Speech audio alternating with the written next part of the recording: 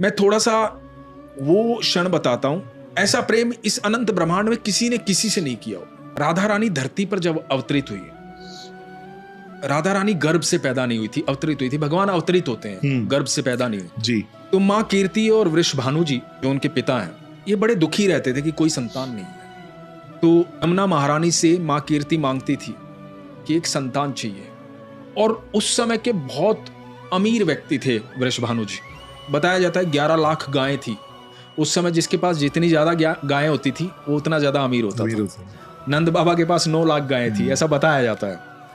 तो वृषभानु जी बहुत अमीर थे, राजा थे उस समय वहां के, और संतान नहीं थी, दुखी थे।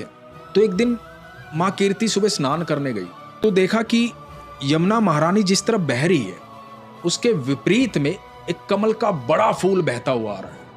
तो बड़ी अचंभित बात थी कि विपरीत दिशा में बहता हुआ कमल का फूल कैसे आ रहा है सुबह सुबह। तो बहता बहता माँ कीर्ति तक पहुंचा। उसके अंदर प्रकाश था, फूल के अंदर प्रकाश था। तो माँ कीर्ति देखती रह गई, डर गई, घबरा गई कि ये फूल के अंदर किस प्रकार की रोशनी है। तो जब माँ कीर्ति के पास वो फूल पहुंचा तो सूरज की पहली किरण आई। सूरज की पहली किरण आई और वो फूल खिल गया, उसकी पत्तियां खुल गई। और पत्तियां जैसे ही खुली तो अद्भुत तेज लिए हुए अनंत ब्रह्मांड की सर्वेश्वरी वहां पर विराजमान थी। राधा रानी, लाडो रानी उस कमल के फूल में थी।